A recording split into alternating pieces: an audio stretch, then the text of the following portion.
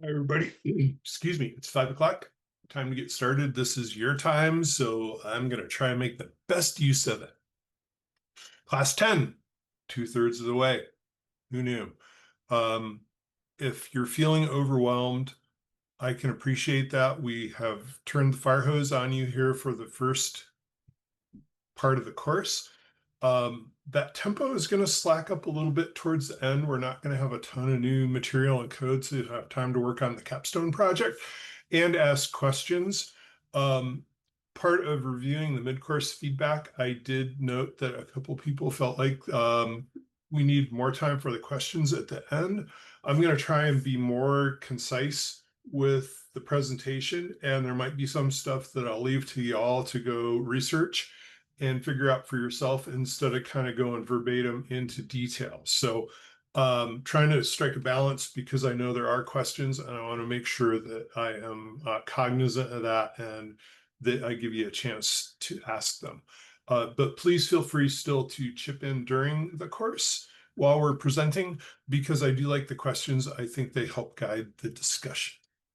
Okay, so we're going to skip housekeeping, syllabus review. Here we are, class 10. Uh, Today it builds really on our previous outlier detection work in class 5, but we're going to talk about unsupervised methods. And we'll get into that in a little bit more detail. And this prepares you for the advanced topics coming up. Um, this is the difference, really, is if you know how to perform and interpret unsupervised learning and get results with it, uh, it's going to be the difference between the people that are just doing supervised learning. So very important. I put that kind of timeline document out earlier with sort of the 7 phases of machine learning related to the course. So hopefully that helps you understand kind of where we're at. Stick with me. I think you're right on the cusp of probably understanding this a lot better than you think you do. And if you have questions, ask and use your LLMs. Tonight there is an assignment, 10 pointer, assignment 5. So we're going to implement the algorithms we covered today and evaluate their performance. This is due the 21st. So, there's a lot of code examples out there. Use your LLMs, and I'm here to help if you have questions. Tonight, we're going to talk about 3 things. We're going to talk about the theory of anomaly detection, understanding the concept. Some algorithms, we're going to focus on 3 powerful unsupervised methods, and we're going to do a hands-on lab, hands-on-ish. I created a notebook for you all. Use that with the synthetic data that's in it. It'll demonstrate some of the concepts. If you're feeling energetic, you can try and use it with the actual data file. I started working on a solution for that and I ran out of time. So, feel free to do that and share. Okay. So, tonight, the goal is to understand the concept of anomaly detection, specifically around unsupervised anomaly detection, how it applies. And we're going to talk about some common unsupervised algorithms, k-means, isolation forest, and one-class SVM, some of the ins and outs with those. Apply these to a cybersecurity related anomaly detection task. We're going to use scikit-learn. This is a sample file we're looking at. It's web traffic. So it's a little bit different than malware. You can use these same techniques on malware as part of your capstone project, but I thought we'd venture in a little different direction. So here's the intro, right? Why is anomaly detection important? It identifies those data points that deviate significantly from normal patterns. We've talked about this a bunch. Contrast is with supervised learning, you know the answer, right? We train on labeled data.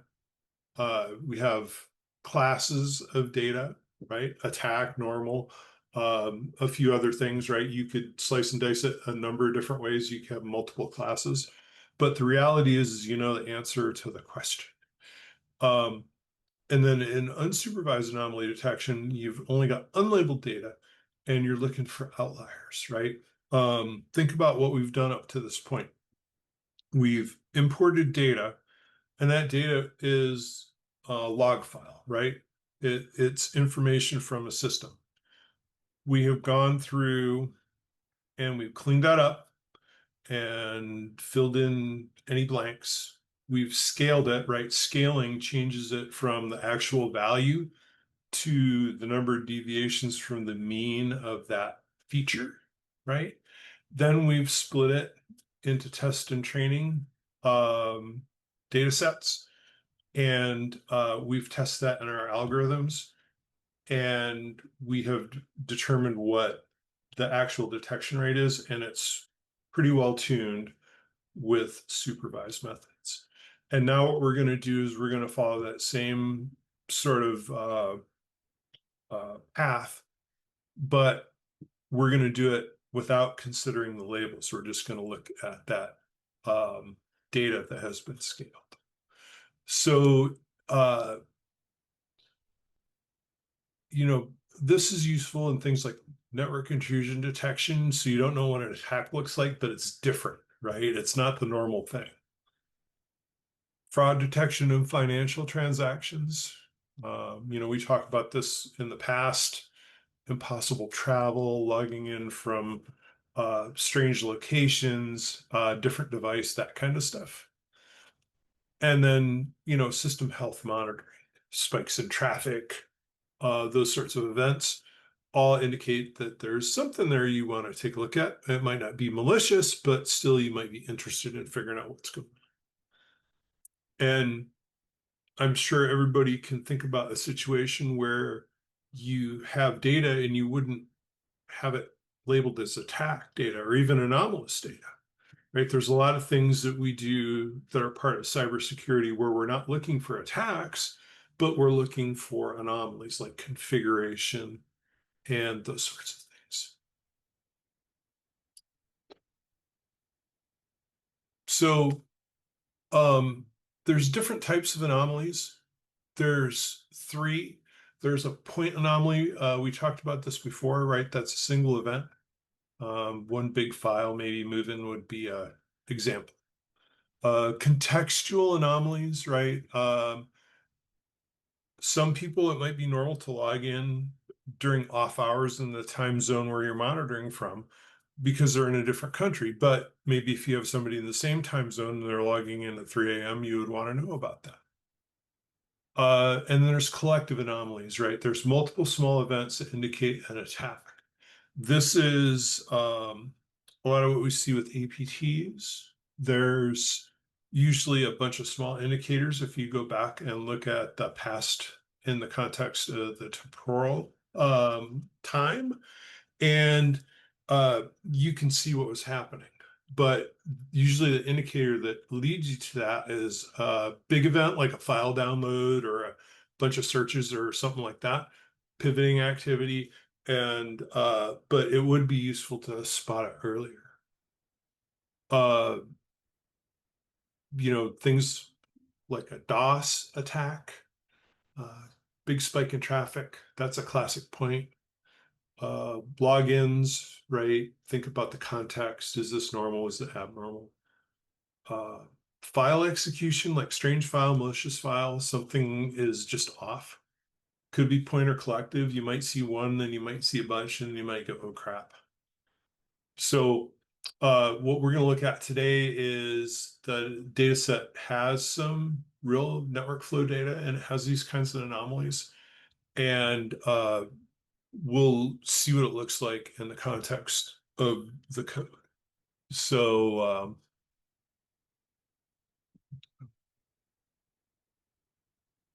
here's some of the stuff that we're going to be looking at with respect to the data today. So we'll get into this in more detail as we go.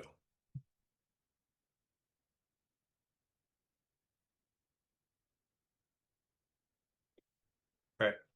So the data set that we're looking at today, this is interesting because you're going to see something that is, I won't say it's unique, but it's a characteristic of unsupervised learning. And that is that you're going to see a lot of false positives. You might get all the true positives, so you have, good precision, but the recall's not there, right? So we'll take a look at and talk about that some more. And then, I put this together again. I'm doing the same thing I'm asking you to do, and I'm using LLM to generate this code. Um, and I won't say there isn't any of my coding in here, but most of it is just trying to fix problems and get to better visualizations. So if we look at the code that we have for today, we've got, let me show you the main class. Sorry, this just makes it easier if I do it this way. So this is an unsupervised anomaly detector I put together. Uh, it uses the algorithms that we're talking about using for our capstone project. So this is all directly applicable. There's multiple algorithms. This is crazy. And I gotta apologize because this totally got out of hand. This is like 3,000 lines of code, which is ridiculous. And again, every time I say this, that I haven't written this much code in my life, it's true, but I guess, you kind of help guide this through the process. But this is a pretty good anomaly detector, I think. Um, we have the multiple algorithms. We use k-means, one class SVM. We have a comprehensive dashboard. Uh, we have evaluation metrics, which is key, right? Because if you if you want to see how something is performing, you got to and you have the ability to evaluate it against the ground truth. This is what gives you this information. So a little bit about the data set. It's almost 300,000 rows, and it's almost 70 features. And this is actual web attack data that was downloaded from OTRF. And uh, basically, this is a superset of that web attack tester that you've seen before, and you can see the results. Now, when you look at the ground truth, which is here, right? We have 36 legitimate infiltration events out of almost 300,000. And you look down here, and what did we catch? We caught 32 of the 36, and that's pretty effing good, right? But the thing that you got to note here is how many false positives we have, right? We've got 12,000 false positives to 32. So think about that as we kind of go through here. But this is a pretty doggone good detector for just something that a dumb guy slapped together with an LLM. And we'll get into this more as we kind of go along. All right, so let's talk about the first algorithm. He means clustering. Uh, so we've talked about this in the past, and what this k-means does is it groups similar data to into clusters, right? And anomalies are points that are far from cluster centers. And the challenge is choosing the right number of clusters, right? If you have too many clusters, it's going to get too confused, and too little, it's not enough. With this particular code, we auto-selected, and we'll talk about this some more as we get into it. And then we calculate the distance from the cluster center, and that tells us the ones with the highest distance are anomalies. Okay. So again, each point belongs to a cluster. And the core concept is, think about it this way. What if you're going to throw a party and you have a certain number of tables in a room, and you have K tables, so the tables are clusters. And people are naturally going to group around their tables based on similarity, right? Interest, age, and things like that. And normal people sit close to their assigned tables, but what if you don't feel like you fit in at any table or you don't know anybody? You might stand aside of the tables because you don't fit in any group, right? So um, K-means finds the best table position and identifies the people who don't belong to any group, right? So you got to choose K, which is how many clusters. You can think about this. Remember when we did malware and not malware, right? Benign, there's two clusters. Um, and then, but for unsupervised, you don't know how many clusters there are, so you have to try and figure it out. Then what it'll do is the algorithm will go through and try to find the center where the cluster is the densest, and then it moves around and scores it until it finds the best thing, the center, which is called centroid. And so the further you are from a centroid is an anomaly. So points that are far apart.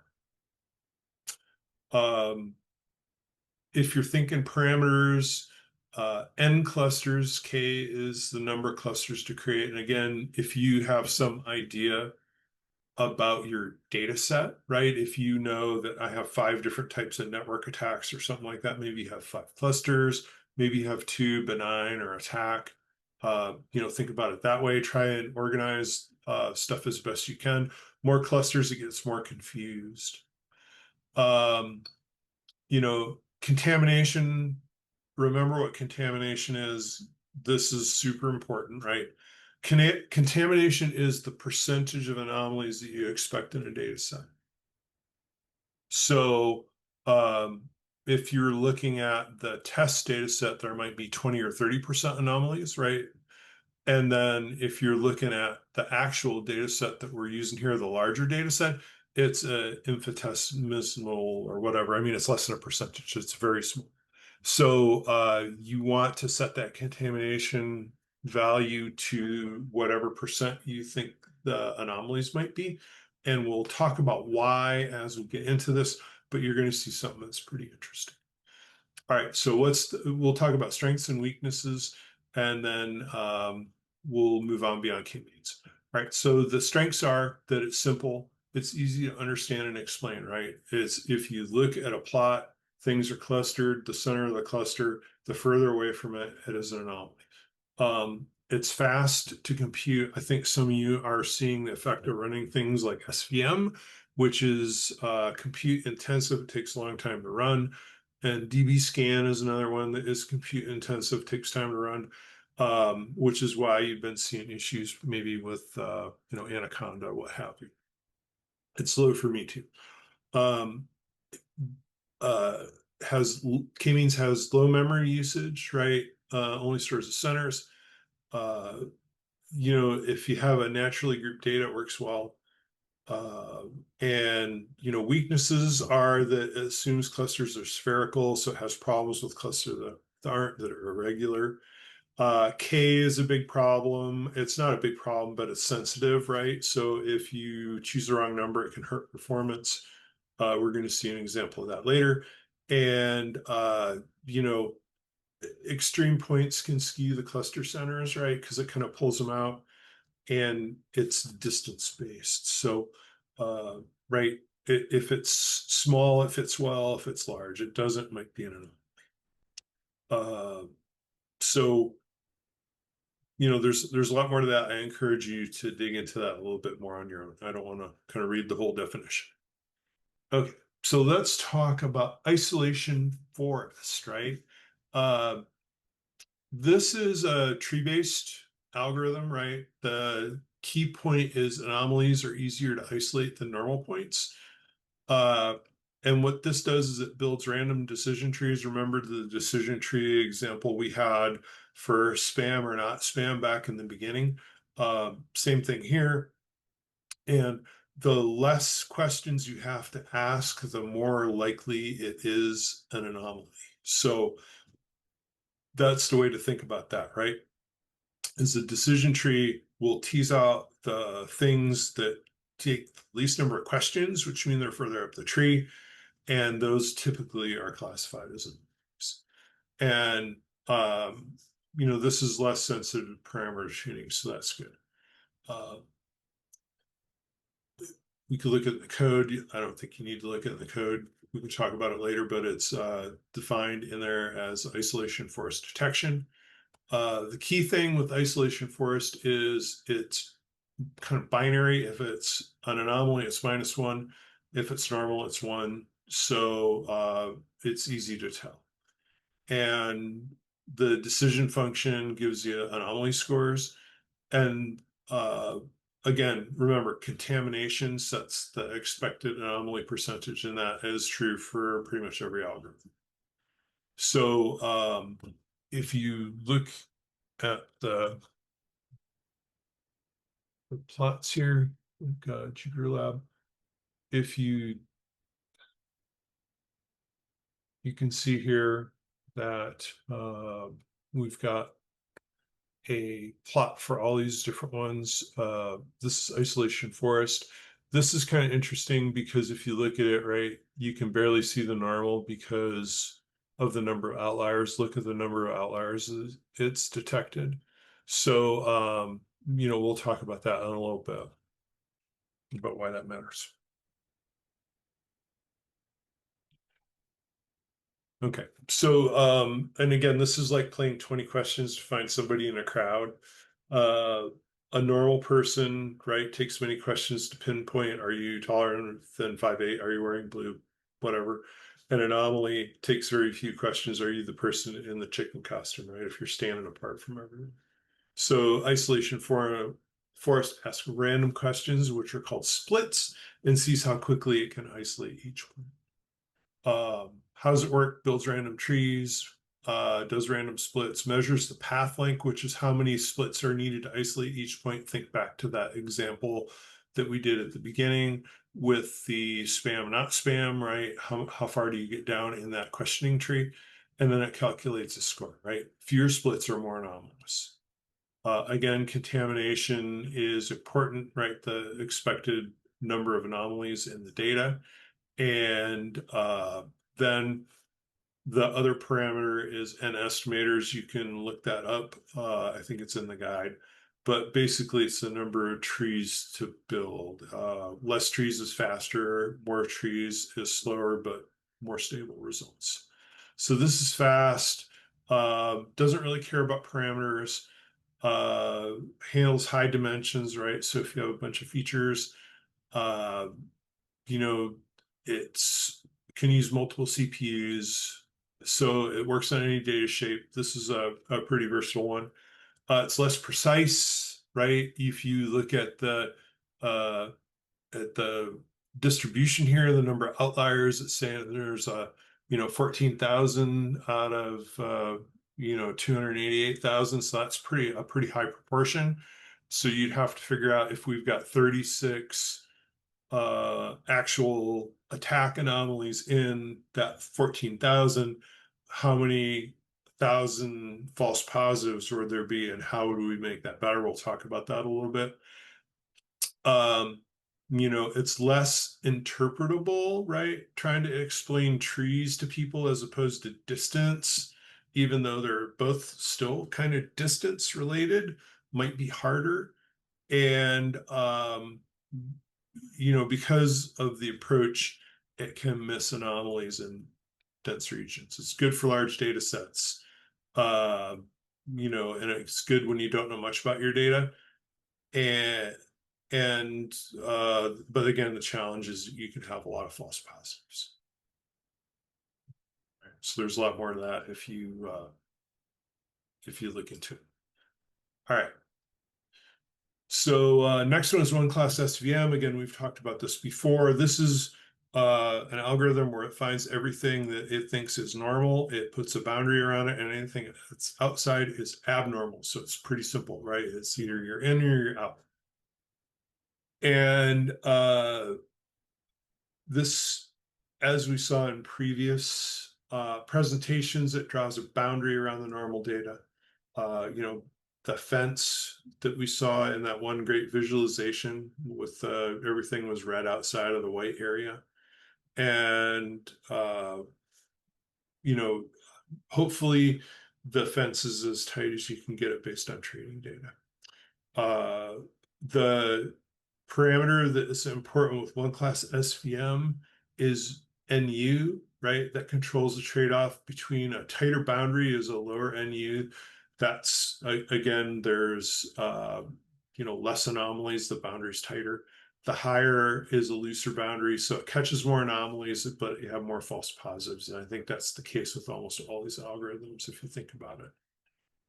And then you have a kernel, right, that determines the shape. RBF is the one to use. That is a radial that creates a curved boundary. And then there's other ones that do straight line boundaries, which are simpler and faster. So this is good because you don't need labels, handles complex patterns, it's robust. It gives you a confidence score, right? Tells you how anomalous something is, how far away it is from that centroid. And it works with a lot of dimensions, so it handles many features well. So this would be a good one to use if you knew nothing about the data, you know, none of the possible classifications. Uh, as some people have learned, it's computationally expensive, low, it'll be slow on large data sets, more than 10,000 samples, which is pretty much anything really worth sampling. Memory intensive, and it's a black box, right? How do you explain it? So this is good for what we're doing, like network intrusion detection, fraud detection, quality control, right? Because either you're in or you're out. But if you have a lot of normal examples, but you don't have anomaly examples, this might be the algorithm for you. Okay. So it's like, this is like having a security expert who studied thousands of examples of normal behavior and can spot subtle deviations. And it requires computational resources and tuning, but it is pretty precise. So if you're looking for a sophisticated attack, one class SVM might be good for you. That would fill simpler methods. And if precision is more important than speed, maybe you've got data that you're trolling through that's not near real time, but you're looking for evidence of an attack or an infiltration, this would probably be good. Okay. All right. So let's talk about this is you know, I alluded to this earlier, right? Even though we're doing unsupervised algorithm training, I wanted to go through and compare this to the ground truth. And the reason I wanted to do that is to show you kind of the difference. One thing that I think you really need to make sure you pay attention to is this performance summary, right? Look at the precision. It's super low. The F1 score is super low. You know, the only thing that's good is accuracy and recall. And you might ask yourself, well, how can that be? Right? What does accuracy mean in the context of what we're talking about here in ground truth evaluation? It means that my algorithm caught all the things, but you have to ask yourself at what expense. This is kind of where we're at with a lot of information security today, is we say it is more important to catch all the things, right? So we caught 32 to 36 things. You can see this, right? But the cost is 12,000 false positives, right? This is an issue, right? We only missed 4 things. That's potentially bad, but we got the majority of them, but at what cost? So this is where we live today, is we say we need to catch all the things and we don't care about this cost, but this cost is analyst time, it's alert fatigue, it's a bunch of other stuff, right? So you know, that's why when we look at it, uh, it, it's an area that we want to try and improve, right? By improving the precision. But it's hard with the unsupervised algorithm, right? So, we need to think about some strategies to try and make that better. Um, One thing I tried to do, and let me see if I can get this to do what I wanted to do, is if we take this and we run a different version of the algorithm, and what I did is I set this up to do like a high precision. I think I've got two of the same things open. Yeah, sorry.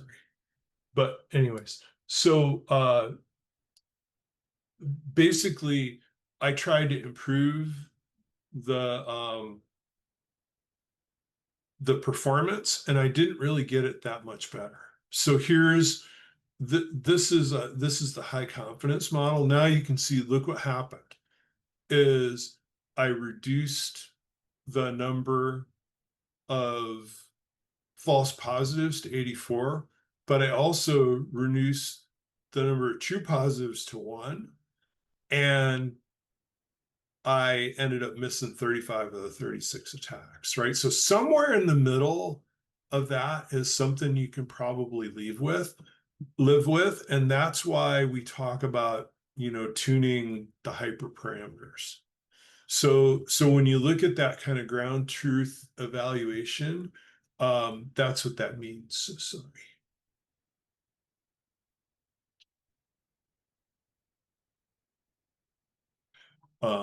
Yeah, just disorganized. So that's the difference between the two. And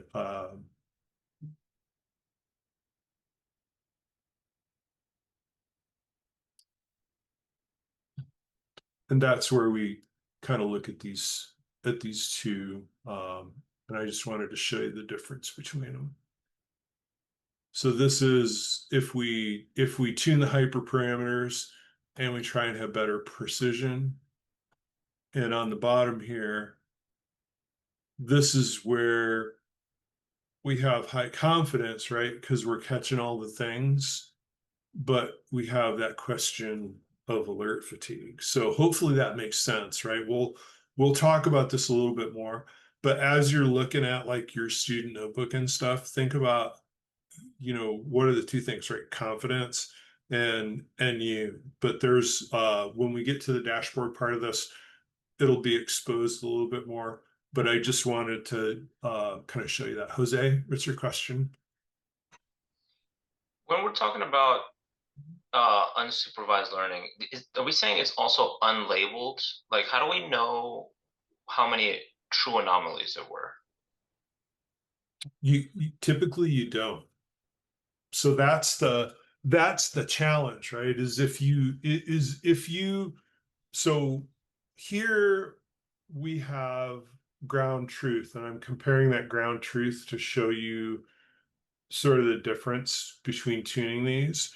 But these were trained, using unsupervised, right? So they didn't know about the ground truth labels. Okay, And so in ground truth, you trained it via like unsupervised yes, without the labels, but you also had like the key basically to say, yeah, I know how many anomalies there are, but I'm just not feeding that to the algorithm. that's correct. Okay. Precisely. So that's this comparison, and that's a great question. Thank you for asking it. But this is the comparison that I'm showing you is that we trained these models unsupervised. And if you look at the model that has the highest confidence, right, the greatest correct percentage, why does this have the greatest correct percentage? Not because it knows exactly how many anomalies I have, but because it has a percentage of anomalies, which also, oddly enough, relates to the contamination, right? Contamination is the percentage of anomalies. So if I tell my algorithm that there's 20% anomalies, you can bet that this number, this detection number, is going to be that percentage, right? We'll see that when we're looking at the dashboard, but it's a great question. So you're telling the model when you train it, when you give it the contamination, you're telling it the percentage of the population that you expect to be anomalies, and it always gives you back that number. But the accuracy can be somewhat deceiving because you're casting a wider net with that contamination percentage when the reality is it's probably much less. So when you're trying to perfect your models, start with a smaller contamination percentage, especially for a large data set. So if we look at like the data set statistics here at the beginning, uh, what's our percentage of, it's infinitesimal, it's not really even displayable, right? It pretty much is 0%, but it's 36 out of 288,000. So what could my contamination could be, a fractional 1%, then my results would look better. But I'm just guessing, so I'm casting a wider net by saying maybe it's 10% contamination or 20, and I'm returning that corresponding percentage, right? If this is probably, you know, 5% or something like that, right? Does uh, I went down a rat hole there, but it was a great question, Yeah, no, Jose. that helps a lot. I was confused. I was like, how do you get the ground truth? And it's like, okay, well, you had it separately, but you weren't feeding it into the algorithm, so it was doing it unsupervised Yep. whilst you had like the answer key basically. Yeah, exactly. So when we look at the rot curve, you'll see, right? It looks like this is an awesome algorithm because it catches all the anomalies. But the reality is that that's the cost here, right? There's a trade-off between accuracy and the amount of false positives, right? So the precision and recall. And that's what we're going to talk about. And now this is a fact of life with unsupervised learning. So what do you do? Um, Somebody says, "Oh, we're going to do this big project and we're going to implement unsupervised learning, and I want you to go be in charge of it." What kind of expectation do you set? How do you get from 12,334 false positives for 32 true positives? You actually go through and you train that data, right? You have some supervised data because now you have analysts that are going through these 12,000 alerts. And what you want to do is you want to show that curve of that 12,000 alerts going down as you optimize your detection, right? So set the expectation. Hey, when we're going in, we're going to cast the net wide. We're going to have a bunch of false positives, but over time, we're going to improve that and we're going to reduce alert fatigue through ensemble method, right? Because we're doing supervised and unsupervised together. And that's kind of where this all comes together. All right.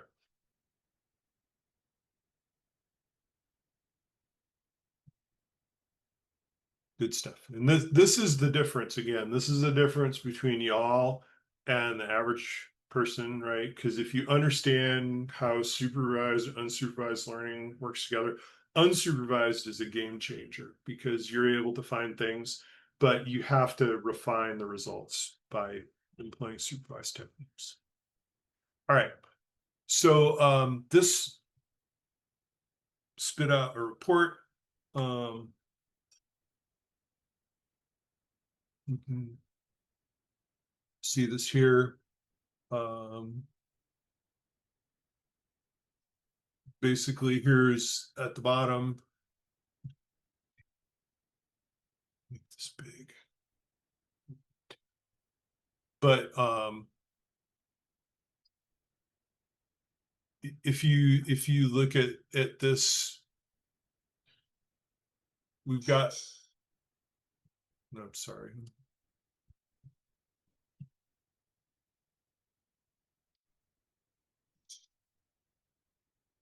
So this is our report, and it tells you how many samples we had, how many rows, features, what mode we ran in. We've got precision mode, we have not precision mode. Gives you sort of statistical methods, look at the number of percentage of outliers. I like this one, optimized local outlier factor, right? Because it has the least number. Um, it tells our machine learning methods, right? That's our contamination is the percentage. Uh, and you can see, right, we have a large number of outliers. So our accuracy is good because we're casting the net wide, and we have to improve that. But it does tell you some other information. We'll talk about principal components here in a little bit. Uh, Basically, what you're trying to do is reduce the number of dimensions you have. So every feature is a dimension. And what principal component analysis does is it groups features based on variance and their relation to each other, the correlation graphs that we've looked at, and it finds the ones that have the most impact on each other, and that's what it uses to train the model, and it's much more efficient, right? Um, and this talks about the analysis that we did, the performance summaries, and the results, right? So this is all well and good. Have some interesting eye candy. We can look at the code, but this isn't really something, right? You could take and you could show to your leadership. So we're going to talk about kind of our strategy for handling that in a second. And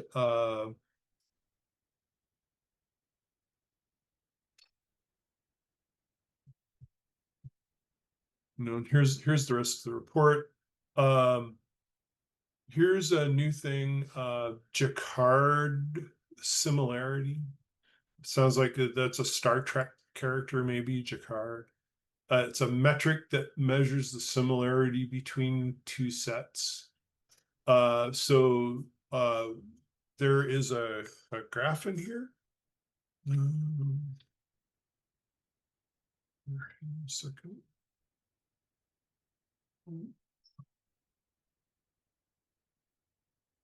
It looks kind of like a confusion matrix, but it's not. Um, well, maybe it's in the dashboard. Sorry, squirrel. But it basically tells you how the algorithms work together. If you care, there's the formula, and it's basically the items in both sets um, related to the items that are unique in either set. So remember that I think you could probably win a beer with that at a machine learning convention. Uh, okay, so and then, but I guess the thing I want to kind of focus on here, right, is that this is just text on a screen. Uh, if we talk about principal components for a second, right, those are new variables that, like I talked about, that you create by combining original features. You should, PCA analysis is important. It helps speed things up. It's a summary variable. You could do this with feature engineering, right? If you made your own feature. These are based on the amount of variance that each one of these features has and their relationship to each other, which is again, um,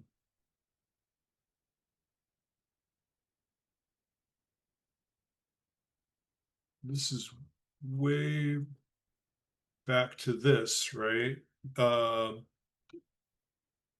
the correlation analysis. This is why correlation analysis matters, because this is how you figure out what principal components are. So so each one of these features is part of a principal component. So the algorithm does the analysis between these two, and it figures out what the top n% of the principal components are that represent most of the results. And that's how it evaluates the rest of the data set. So we'll see more about that in a second. But remember that it that helps with dimensionality reduction. If you have a number of principal components as to opposed to a number of features, your algorithm is run better and you get better results. Okay. All right. So we got all this stuff. We got some recommendations. Uh, you know, tells us some interesting information, but you know, who cares? One thing I do want to talk about here is a decision score. That's a value that indicates how normal or anomalous a data point is according to a model. So it's the confidence rating you could think about for each data point. So if you had a human who was looking at people that were coming in through a door, they would use their training and things about the person to determine if they belonged here, if they're a visitor, if maybe there's somebody who's lost, there's somebody who's acting strange, somebody who's actively trying to like evade going through the badge point or something like that, tailgates. And the security guard decides uh, how they rate that person on a scale, and and that's kind of what a decision function is. So how anomalous is this value? So technically, it is the distance from the decision boundary that separates normal from anomalous. Why do I care about that? How, when you tune your algorithm, that decision function score boundary is where you decide if something's anomalous or not. So that's how many true positives and false positives and false negatives that you get are directly dependent on this. Um, so it's a degree of abnormality, not just a yes or no, but how much. So it means different things with different algorithms, as I'm sure you might imagine. So you should go check that out uh, to see what the different meanings are for each algorithms. And again, why do they matter? Is it's not is it or isn't it? It's a ranking of how yes or no it is. Then you can adjust sensitivity, right? This is where we kind of tighten things up so we don't have that problem like we looked at with our uh, confusion matrix, right? And it helps you tune things when we look at adversarial AI. We'll talk about this again. And if you try and interpret it right, if it's near the boundary, right, we like it a lot better, but high magnitude, far from the boundary, it's easy to say that. So you could use this again, like for the in the example we're doing. If you're like analyzing the network flow, you can have very normal traffic to highly suspicious traffic, and the stuff you really want to look at is a small percentage of the total, and you can use that kind of stuff for triage. All right, so let's talk about how do you make this information usable. I mean, if I'm an executive, I don't care about that. Yeah, Steve, that's nice. I'm glad that we have k-means outliers. But if you show up with the dashboard, now you're talking, right? Alex? Yes, Steve. So my question is, let's suppose you have the approval from management to develop your isolation forest, whatever the case may be, and you have done all the testing on your side, your feature engineering, your data pre-processing, and you're also working with the dev SecOps team, to go ahead and fully implement. I guess my question is, how do we, wouldn't we want to validate our analysis with our data scientist team just for Absolutely. validation? Oh, absolutely. I think you want to have, you see, I think the benefit of the approach that we have here is experts always have input that they can give to us that makes our project better.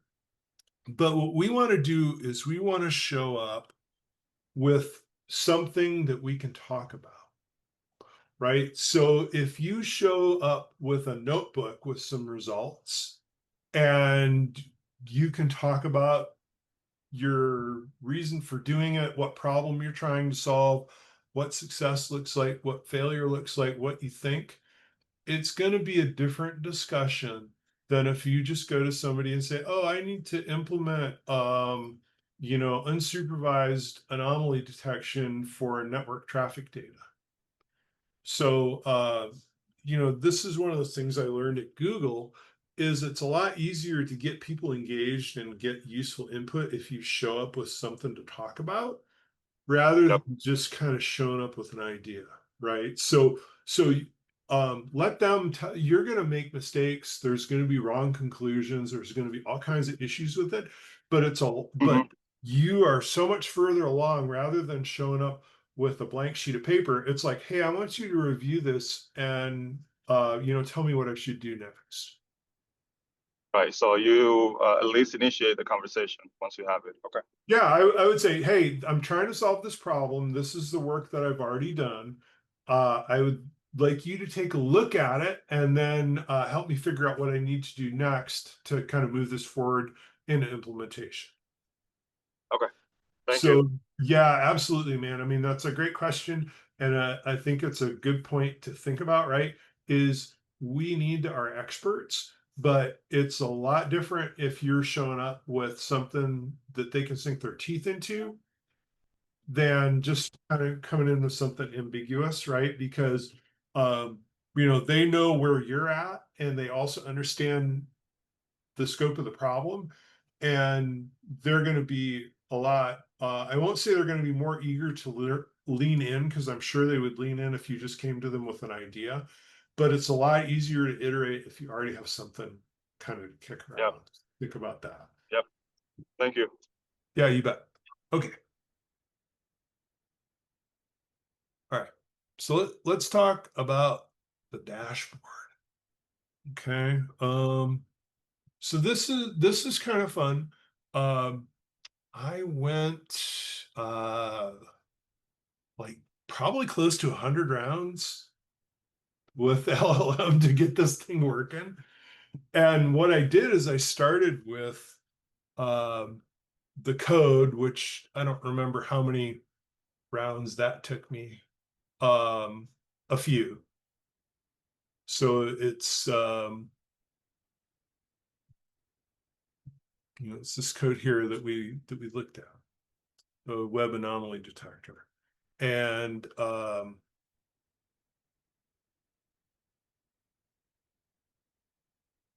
it turned out pretty cool. And so I tested this first with the anomaly tester that I pointed y'all towards, and it runs pretty fast.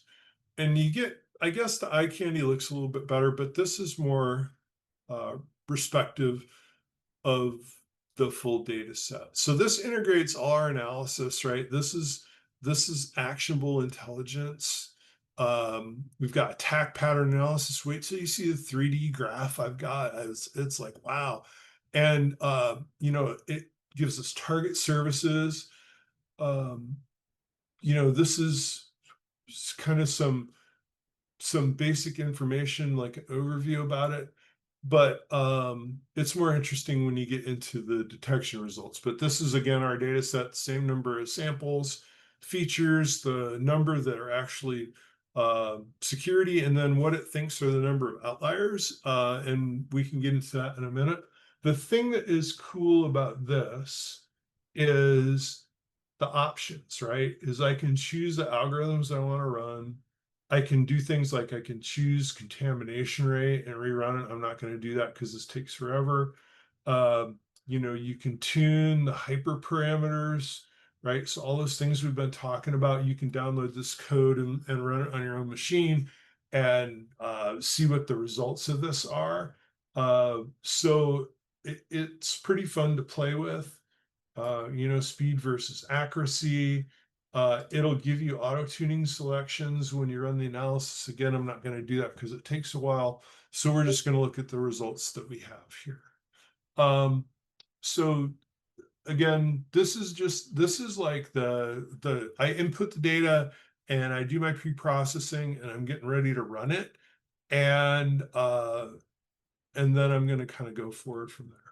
Okay, so this is and again, this is original work product. Me and Claude made this up, and this is based on Streamlight. Tyson, your question? Yeah, would you like if we were to put a PCAP file into this, would you recommend a minimum size? Because I imagine that the amount of data would determine the accuracy to some extent, or at least the credibility of the anomaly that's found. Is that Yeah. true or not Uh, really? well, anomalies they're less representative. So if you look at the percentage, it's like 0.0125% is that 36 anomalies that we saw. But so I it's a good question. I could show you something that's kind of interesting, but I don't want to soak up processing time here in class. But I encourage you to play with this. Is run this and do sample. And I don't know, I'm assuming it's just linear sampling in this, but basically what you can do is you can miss anomalies. You can take a sample of the data and there won't be any anomalies in it. So I think I'm answering your question by saying is the larger the data set, the more likely there are to be anomalies, but the smaller percentage of the data that they're going to be. Does that make sense? Yeah, so it'll probably just pop up, but maybe it'll be like an accuracy type of situation where the accuracy might be different or something like that. Well, that's what I was talking about when we looked at the confusion matrix.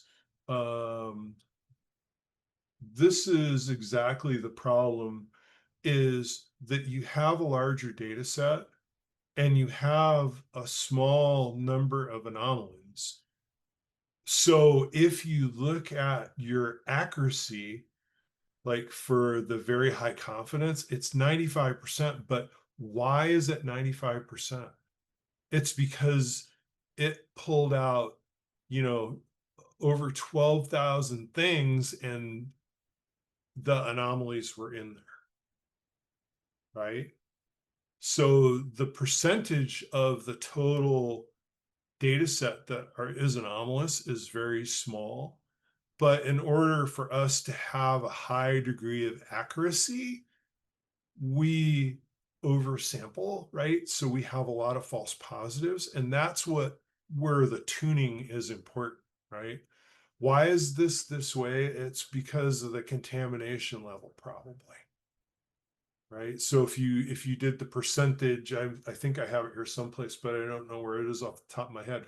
Right. That percentage of anomalies that were found by the algorithm corresponds to the contamination, right? So if you have less contamination, you're going to have less false positives, but you have to watch out for the reverse case here where I have less false positives, but I also have false negatives.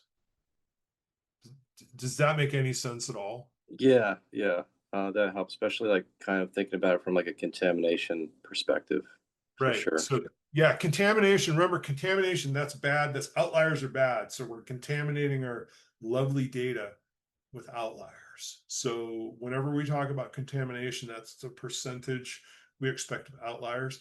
And the larger the data set, the lower the contamination level you want, right? So if I went through and messed around with these algorithms and tuned that contamination hyperparameter, I could probably get this better. So that's something you could play with. But the benefit of the dashboard, right, is that I can adjust the contamination here. It only lets me go down to 1%. I did it at 2, but that's how you could experiment with this. And we'll look at some of these results as we go. All right. So sorry, but great Very question. cool. Thank you. Yeah, you bet. Okay. So, all right. So we looked at the sidebar. You know, you can hide that if you want. That's where you can load a CSV file in here.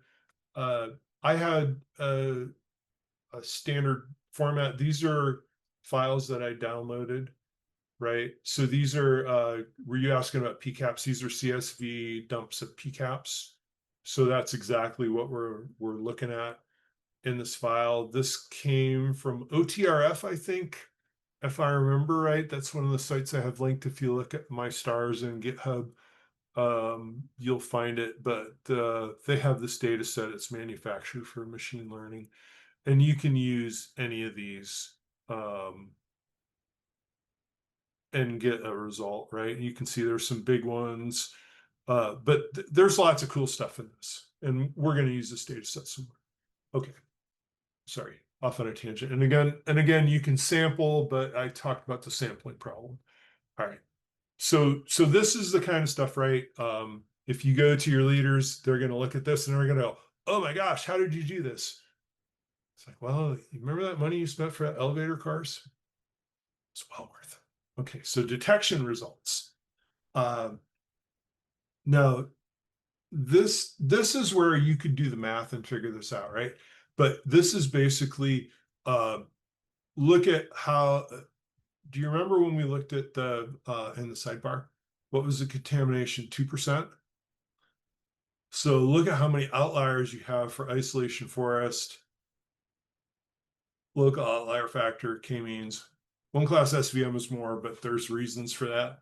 But this is a direct correlation between where we're looking at that contamination rate and then the number of outliers. And this affects you know, precision, recall, accuracy, and a lot of other stuff. You know, your accuracy is going to be better if you have more outliers, but you're going to have more alert fatigue if the number is low. So larger data sets, you want contamination to be a smaller number. Now this is kind of cool here. Well, let me show you one thing. I love Streamlight. Let me hide this, right? Because I can come in here and if I want to look at this graph, I can go boom, full screen, right? So I can look at this, and this confidence score distribution tells me how many outliers have a high confidence, right? So the highest confidence is up here. It's a very small number. And then you can go right back from that.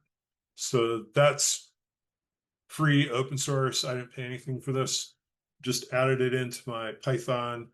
And then I ran my Python with Streamlight, and I have it here. This is easy to deploy. I have something I was messing around with and I had to stop because I was going on a rabbit hole, but I had this all built into Docker containers ready to deploy in production.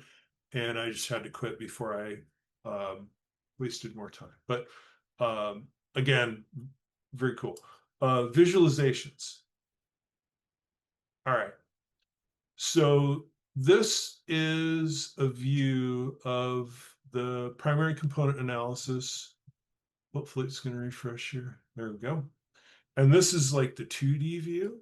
And this is similar to some of these other things that we've seen. Remember when I was talking about the percentage of variance associated with the principal component?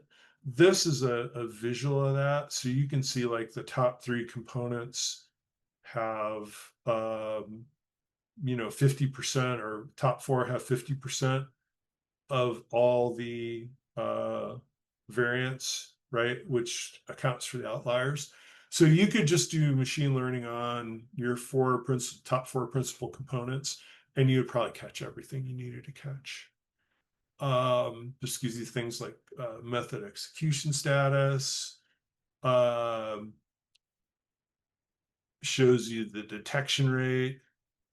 Again, note contamination 2%, detection rate 2%, 2%, 2%. There might be a connection there, right? And again, one class SVM, it's in its own deal. You can look at each method for a detailed analysis. So, if you wanted to look at one class SVM, see its performance, you can see it here. So let's take a second. I think it's still thinking. Hopefully it doesn't barf.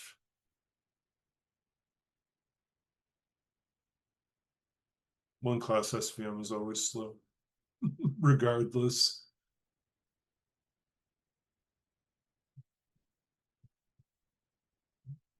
Solution for us to have it.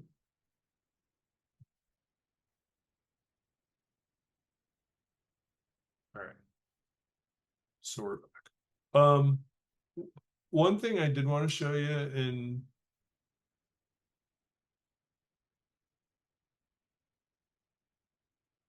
let's go back to visualizations, hopefully. I want to show you this 3D view.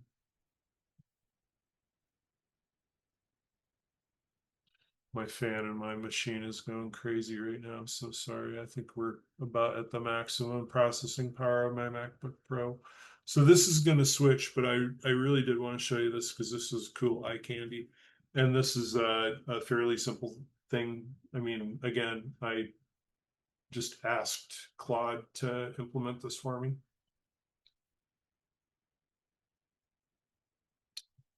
I also have another quick question.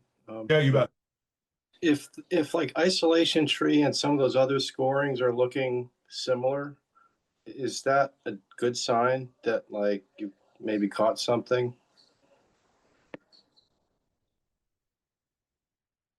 So we'll talk about this in a little bit, but we're going to talk about ensemble methods. And basically that's which methods agree with each other. And it's a great question. So, so what you want to see is you want to see the methods that agree with each other. And I'll show you that when we get to the performance tab. But it's a great leading question because it does matter. And what you try and do is the more methods that agree, the higher confidence you have in a result. Does that resonate with people? Like if you have the data and you're presenting it and you point that out? Absolutely. Yeah. Okay. It's like we have high confidence because we have multiple methods that agree on this. So this is the 3D visualization, and I just think this is super cool, right? So this is if you looked at our graphs, right? This is the same thing that we've been looking at. But what this does is this gives you a visual view, kind of what it thinks the high confidence outliers are. I think there's too many. I'm not going to open that can of worms right now about how we would go through and improve this.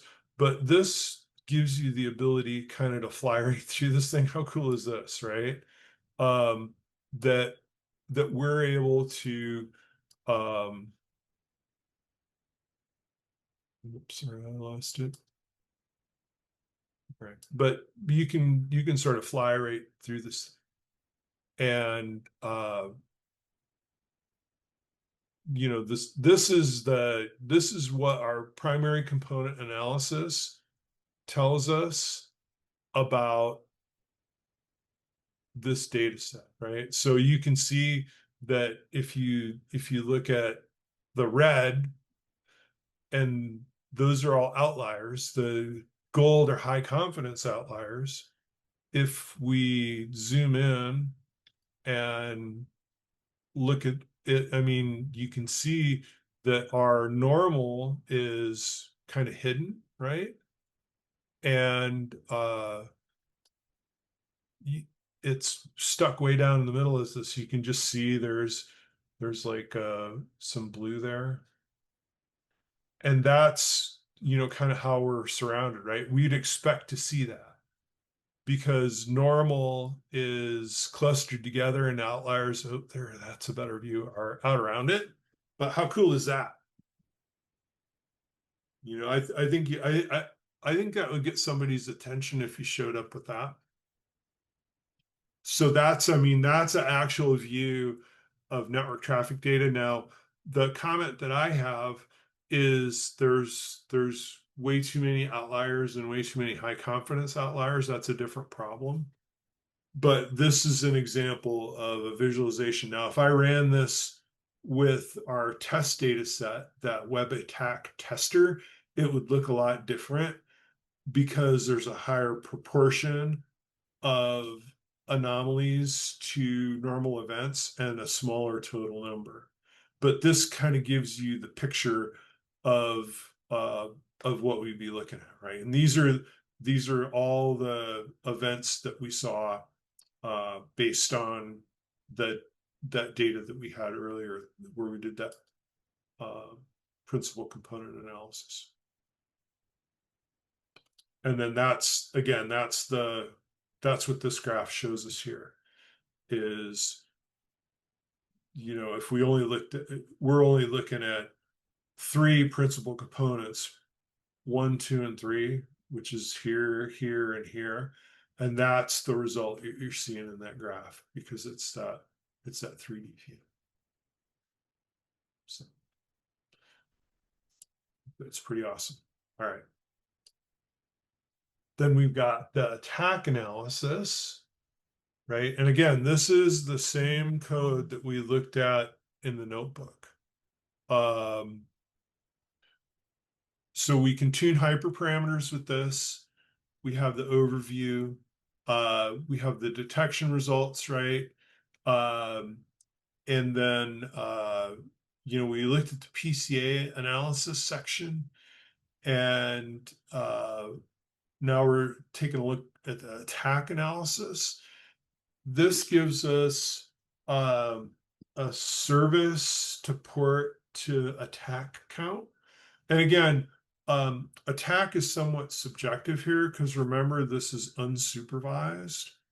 So what the algorithms did was they looked at all the traffic and they tried to plot it and see what was normal. And anything that was outside of what it considered normal is getting flagged. So it's not for sure an attack, right? But it's being flagged as it. So if somebody says, well, how do you know if it's an attack or not? I say, I don't, but this is what my algorithm gave me. And that's back to the confusion matrix we looked at, right? That's where you get those 12,000 false positives or what have you. That's what we're trying to sort out here. So are there, in this data set, we know there's 36 actual infiltrations. There might be more attacks, but this is kind of where we landed when we did the analysis. Feature characteristics.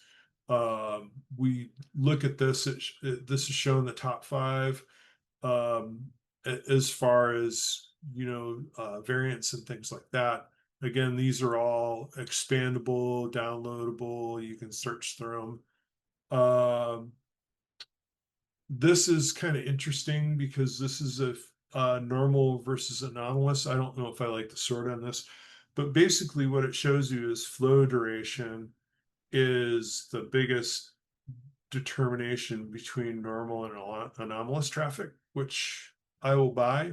However, depending on the shape of the traffic and what you consider normal, this is where your domain expertise, never to be replaced by AI, comes in, where you're going to be able to look at this data and say, well, that isn't exactly true. Maybe we've got some services that are streaming or something like that, right? So again, just best guess based on the data that it gets and trying to make a determination. So again, this is cool. graphable, downloadable. You can take this out as a PNG and stick it in a report, whatever you want to do. So now this is the important part here, the performance. The question earlier was, I'll paraphrase, is how do you have confidence, right? It basically, it is this overlap. And what we look at with this is between the algorithms that we're running, how many things do they have in common? And we talk about that Jacquard score, right? And that Jacquard score is the more things that you have in common, right? The lower the score, and the less the higher. So you would think you're getting better the less you have, but that's kind of, you can look at it over here, right? Is, obviously one class and one class are one, but also k-means and isolation forest, if you put the three of those together, right, you would probably have some agreement about what were anomalies and what weren't. Sometimes bigger isn't better. So, again, you have to pick through the data and figure out what this really means, which is where we get to the detection efficiency. Again, remember contamination, right? 2% contamination. Funny, in unsupervised, because we told it to find 2%, it found 2%. And that is an important thing to remember, is if you have a large number of false positives, you need to probably adjust your contamination, because what was our beginning, right? Our 0.0125%. So how much bigger is 2% than that? It's a lot, right? The lowest this goes, this is another thing. If I was going to tinker with this, I would have a way to set this smaller, maybe a text box, because it only goes down to 1%, and we're like 1/10 of 1%. So remember that, again, contamination is super important. Large data set contamination is going to be lower, and that's going to help improve your performance and decrease false positives. This will be the number of outliers you detect. It's their contamination number, because that's what it's looking for. So unfortunately, no magic there. This dashboard will suggest tuning. If you look at this, check this out. It says it has a large data set, right? Should consider speed optimization, use more clusters, right? Higher LF neighbors. So these are all things you can try. Use a different algorithm for k-means, right? LCAN, because it's faster. Expecting about 2% anomalies. We know that that's not right, because we have ground truth that we can refer to. Not always the case, but 2% is probably a reasonable place to start. And then it gives you like the parameter summary, tells you there's a high method disagreement. What does that mean? It means that all our methods are getting different numbers. And look at this, adjust contamination rate and LF neighbors, right? And we can run that analysis again. So this is pretty cool. Again, me and Claude did this. Claude did the heavy lifting. I just asked 100 different questions. Seriously, it was over 100 rounds, but we got there. The one thing I will say though, is if you get stuck with your LLM where you're going back and forth about something, take whatever it is you're working on, the artifact and the errors or whatever you're doing, and start a new chat. And that was my takeaway from that, is I probably went too many rounds in one chat, and I should have just picked it up and moved it to another one. ROC analysis, our curve comparison, right? This is in, I think we got ROC in here somewhere. Yep. So there's our ROC. That looks the same.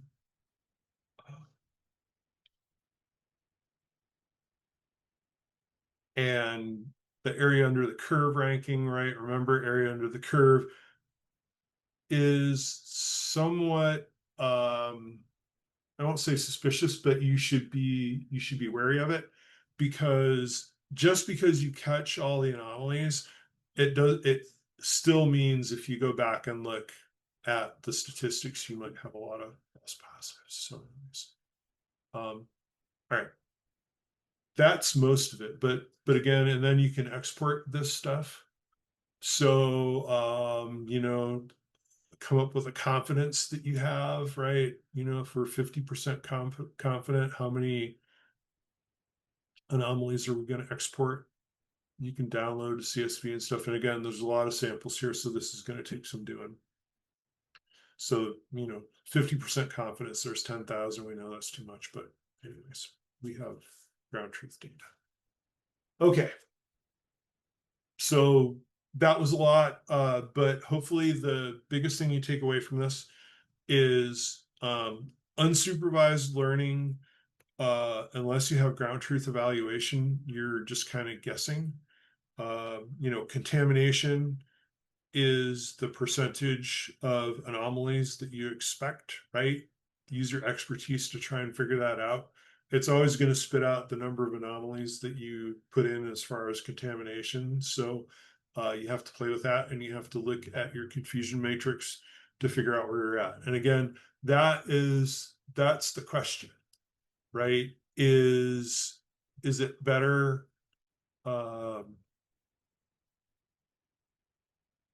to have more false positives and catch all the bad things? Or is it better to have less false positives and miss the bad things? I think there's kind of somewhere in between. And this is where you come in, right? Is because if you have the ability to do this analysis and relate it to ground truth, then you can take that algorithm and deploy it, and then the rest of your data sets doesn't have to be labeled, but you should try and figure out how to have some kind of feedback mechanism through Alice or something. Okay. All right. So we got assignment 5. I posted that. But I do want to try and leave some time for Q&A because that was some feedback. So we got a whole 8 minutes. So shoot, questions.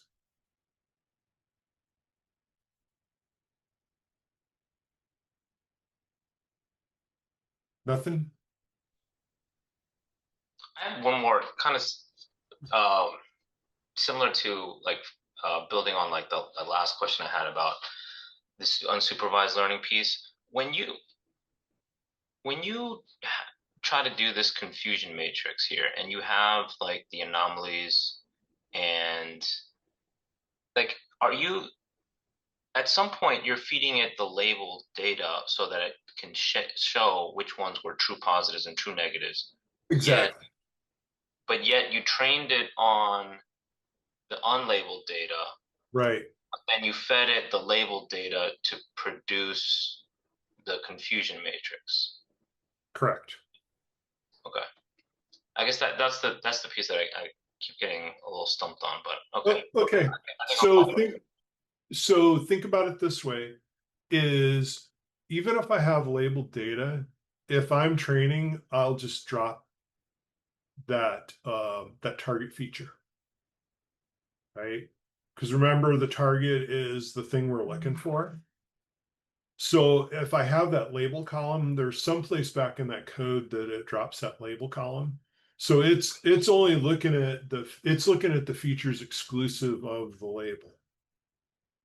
And then it goes back and it looks at it in the context of having the label. And that's just a count, right? So you're counting how many labeled anomalies there are in the data set and comparing that to the result for the confusion matrix. Right. So go ask your LLM what's a confusion matrix and how is that value calculated? and it'll probably answer it a lot better than I can. But basically, what you're doing is you're just taking the result from the labeled data. It's just the raw number of this is how many samples there are. This is how many were benign. Here's how many were malware. And it's looking at that and comparing it to the results that your algorithm got. Right? Okay, thanks. Yeah, you bet. But that's a great question because that is kind of the crux. If you have ground truth and you can evaluate it. So if I didn't have ground truth, I wouldn't have a confusion matrix and I wouldn't have a lot of these performance metrics comparisons. So this is something where, again, this is, again, part of the journey. So take a step back.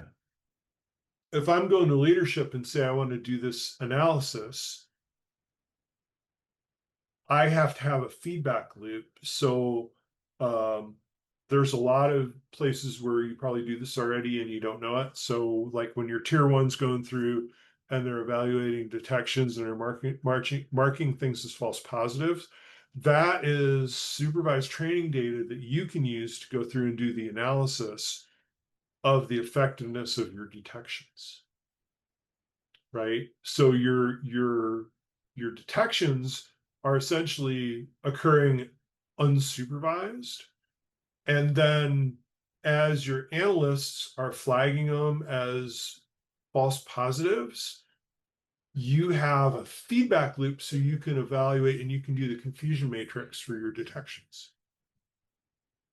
Right? Same thing with vulnerability management. You know, people mark off stuff as false positive all the time. What's the feedback loop to make vulnerability management better? It's machine learning. It's doing this exact thing, right? Because vulnerability management is, for all intents and purposes, it's unsupervised. The feedback loop are service teams and analysts marking things as false positives. You can do a confusion matrix and go to leadership and says, hey, we need to improve this performance because we have a high degree of false positives. So we're causing analyst fatigue. So we're going to use AI methods. We're going to help drive that down. And that's the result that you're going to deliver. You, the human wetware, that is not going to be replaced by AI because you're a wrangler and you know how to use it. Right? That's what we're talking about. So that's why hopefully this is kind of bringing that all together, is that most of the stuff that we have today, detections and systems and things like that, it's all just unsupervised. That's why you have mass false positives and stuff like that. But there is a feedback loop if you use it that helps make it better. So this is how we're doing it. Michael, you had a question? Yeah, so is the assignment just to build a dashboard for the last assignment? For assignment 4, are we just building a dashboard for that, or are we doing a whole new, It's building a whole new model out? it's the basically what this is going to build off of the last ones. And what we want to do is we want to implement the unsupervised learning algorithms with the malware, with the malwares.csv data set. Okay, so this is And, a that, and brand new then assignment. The whole thing is new. well, no, it'll still use the same clean data and stuff, but instead of you were doing supervised algorithms in the previous one, this one you'll do supervised. So you can use the same test train, split data, and prepared information and stuff like that. It's just implementing k-means, one class SVM, and isolation forest algorithms. Okay. Okay, thank you. All right. Okay. That's all I got. Niraj? Nagaraj? Sorry, Yeah, which name? yeah. So I'm actually trying to combine AI with the breadth of telemetry data across the network, private, and public cloud infrastructure applications. Mhm. And so with this security AI, we are trying to make it simple to use natural language instruction and interact with Gen AI. Um, so I, if can you help me to tip the scale in favor of defenders and enable enterprises everywhere to cancel bad actors? Like I mean, so if we are I mean, we are trying to create an extensive like machine learning and analytics to detect and block suspicious users. So you're trying So, to do user behavior analytics, right? yeah. And what are you trying to block them from doing? Uh, I mean, basically, uh, uh, block them from accessing the infrastructure and the devices, uh, and So you're uh, trying to detect anomalous use of credentials, right? yeah, yeah. So and So, also, yeah, go ahead. so if you're going to detect anomalous usage, do you know what your actual usage looks like? Um, What are you measuring? I mean, that's like a one class SVM problem right there. okay. But there's um, you know, uh, I think your question is too general. It's not specific enough. Yeah. You're Okay. just saying I want to stop all the bad things using a bunch of AI, jargon. But you need to be more specific about what you're trying to prevent. Okay. And then you need to have a measure of everything. You need to figure out what's bad and what's good, and that's how you'll be able to do anomaly detection, right? So it might not be just one thing you're looking for, but it might be a Okay. combination of them. Uh-huh. And that's where you get into things like the principal components and stuff like that. But Okay. uh, it's more behavioral, right? All So right. think about what we talked about with UBA. There's all the different things that are associated with user behavior. And Hmm. what you want to do is you want to pick out the things that are abnormal. So what's normal? Okay. That's the first thing you need to figure out is there's everything. There's what's normal, there's what's outliers, and then I need to dig in and figure out what composes those outliers. Okay. So I have another question. How does this all tie into MITRE attack framework? So is there do we plan on using that in this particular course? We can talk about that a little bit, but that's a whole nother deal because Uh-huh. basically what you have to do there is you have to associate the behavior with behavior that's in MITRE attack. And that's a Mm. separate function to enrich something. So if you have an anomaly, you can Uh-huh. enrich it based on a number of different factors associated with MITRE attack, but you have to have that data available, right? Okay. So So is it coming from an IP address block? Is it a certain type of behavior? Is it a certain kind of tool? Are there multiple behaviors that occur together that indicate perhaps APT activity? So there's detecting it as an anomaly and then associating it with TTP for MITRE attack, and then using that in combination with threat intelligence to figure out, is it a campaign? Is it anomalous? Is it somebody trying to break in? And so it's way beyond the scope of what we're talking about. okay. Okay. Yeah, All right. I'm just trying to tell you, I'm just trying to show you how to figure out what's bad and what's good. But Okay. it's a great question. It certainly is pertinent to the topic, but Yeah. it's a little bit beyond the scope of what we're talking about. Sure. Okay. All right. Okay. Thank you. All right, cool. Okay. Tyson? Yeah. Yeah, is it possible to like I think you're just sort of you just mentioned it to like cross-reference if you can assume that all behavior is going to show up in some way in network data, and you have this anomaly, can you cross-reference it back to to something else and say, well, maybe it's these two that are lining up. We don't know what the anomaly is, but we have this data popping up in other areas. Can you make that connection somehow, Um, or is that it too much of a reach? no, it's not really. That's principal components. Let me find. I got some data here in the report that talks about this, but um, but you can see if you just look at the text in here, right? There's there's things like differentiating features. So you could look at those features across different things. Unusual ports, right? What traffic is happening on one port. I would, 443, 445, I don't know.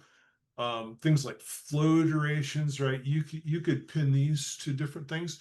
But what I'm really looking for here is, let's find there, here it is. So these are the principal components. This is what I was talking about. Here, hang on, make this bigger.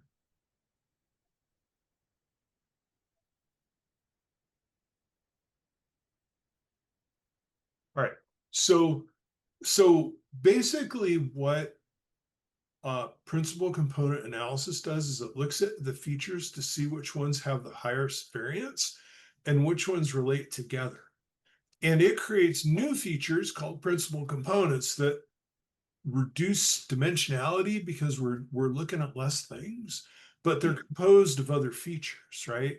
So I think if your question is right, what things are related to each other, it it is this, and this is what principal component analysis does. Now, if the question is how do I relate this to other attacks and things like that, I mean, you could use features, you could use components, you can use things like this, ports, right? So what what attacks, what TTPs, go right now, ask your LLM, what TTPs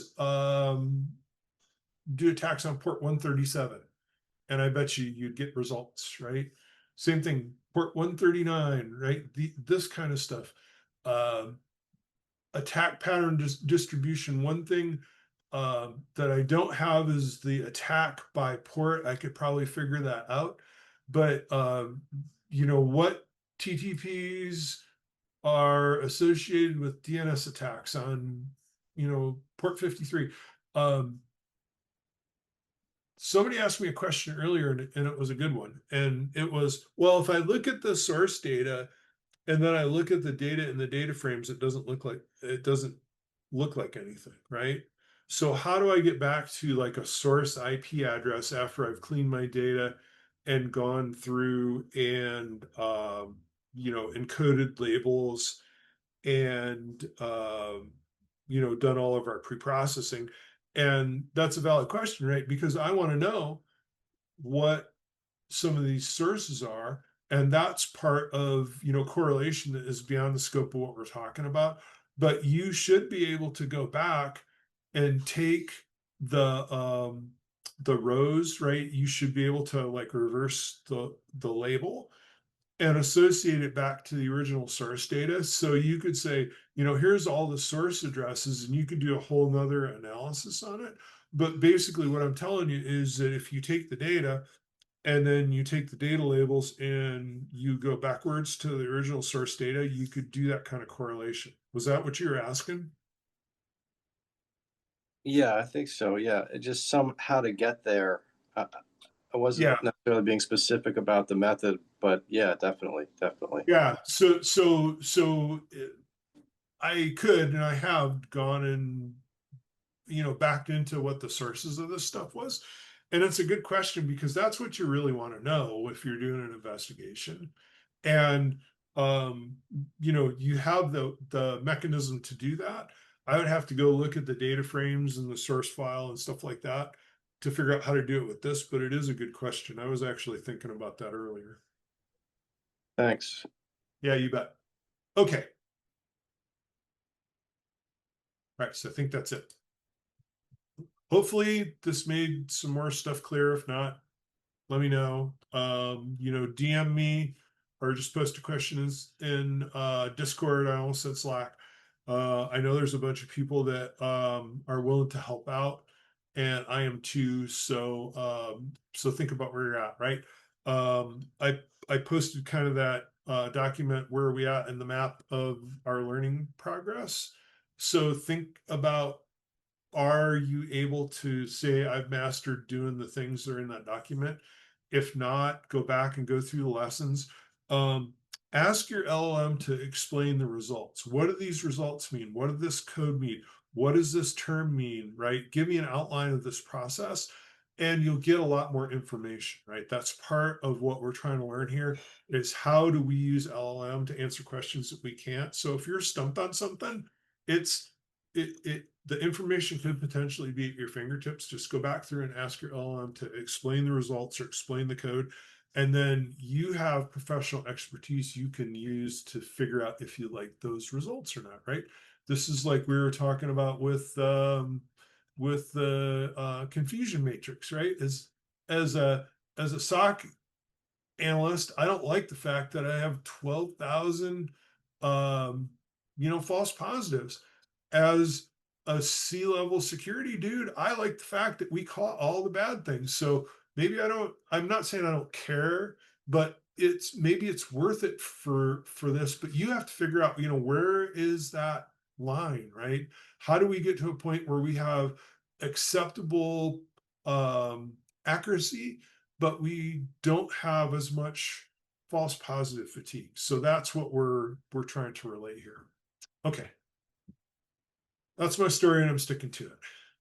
So if there isn't anything else, if there is, ask me in Slack. Good luck with the homework. The what was I going to say? The notebook, the lab notebook is a good place to start if you want to go through. Again, ask your LLM about the results. Feed it the code. Ask it explain this code. It'll give you a detailed information. And again, if you got questions, ask. Do we have to build a dashboard? Is that what you're asking for assignment 4?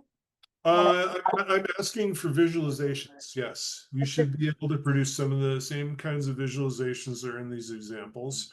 So, Okay. and I'm So not not. really a dashboard, just the visualizations like the graphs or the. But I mean, you can get your notebook to build a dashboard too, right? You can, but you don't. But not a Streamlight dashboard. You don't have to do that. So you're saying that Jupyter does have the functionality to build a dashboard if we can input the code? You can take your Jupyter code and ask your LLM to create the Python for a Streamlight dashboard, and it'll do it. Oh, okay. I'll try that. Yeah, dude, it rock on. Yeah, I think you'll be impressed. Just be prepared to go rounds because sometimes it doesn't always get it right. But that's why they need us, is to get it right. Error messages and the loading of anytime the data sets or the code is large and it involves a lot of breaking down codes, a lot of features, and a lot of graphs, it can take a long time to download. Yeah. And that's why I like that dashboard that I put together, because I could like turn off one class SVM and it would run pretty fast. So yeah, and I think you called that out too, that that does take a lot of resources. Any issues with the first 2-3 assignments? So started getting this issue with like the third and the fourth assignment. Yeah, because the assignments were getting larger and larger. The files, the codes, the workload. Yeah. It was taking a long time for the Jupyter notebook to download anything that has like colors and graphs and you know. Yeah, that's the reality of using a quote unquote free platform is you don't get the Yeah. most resources. So if you are seeing that, I would say it seemed like it got better when I did the subscription, but I moved everything just to my machine because it was faster. They use it on the browser. I doing it on the machine, it looks complicated for me. It seems slow. Just for it to come up on a desktop, it takes a long time to just load up and log in. I do I pay for the Anaconda subscription though. I do. So All right. Well, yeah, maybe if you break it down into chunks or something like that. But look at take code and ask your LLM, optimize this code so it runs faster. And it might have some hyperparameter suggestions for you. okay. Yeah, because yeah, I mean, and then it gets stuck sometimes. I have to rerun it again, and sometimes it says the file error or unable to, like, you have to change the kernel. Tells you timeout. Yeah. Yeah. To run it over again and over again. Yeah. It's okay. I feel your pain. Yeah. That's But why they need. That's why they need us. That's why they need us. But if you get it, I run it on a MacBook and it runs fine. in a professional settings, though, is it like this in a professional setting when you're working with the organization's platform? Does it run faster? Well, I mean, if you're running like Jupyter in the cloud, you're going to have a lot more resources at your disposal. Okay. So that's that would be my 2 cents, right? So when you are working, does it take you the entire 8 hours to complete a task? Does it take you a few days when you're working, a task? Well, um, sometimes it takes, hours, but usually not. If it does, it's probably too complicated and you need to break it down. Because one of the big things is that if it's one thing if you're doing investigation and analysis, the time isn't as important. But if you're doing real time analysis, it has to be fast, so it has to be optimized. But that's a whole another discussion about pipelines and stuff like that. But basically, right, you want to process the data, you want to feed it in, and you want to make sure that you have enough horsepower to run the algorithms and do the calculations that you need to. So that's why, we talk about dimensionality reduction and all those other things. Those are techniques that we can use to make it run faster. Okay. Right. So for the assignment for we are still using the same data sets, the malware data sets, right? For assignment 5, rather. I'm sorry. Yeah. Assignment 5. Yeah. And it's saying to import data. All Yeah, of you should have all that done. All you should have to do is take your notebook and ask it to add the 3 unsupervised algorithms to it. unsupervised algorithms. Okay. Okay. All right. All right. Well, let me know if you get stuck. I'm here to help. Thank you. All right. All right. Have a good one. Thanks, y'all. See you next week. I'm going to go play golf for a few days.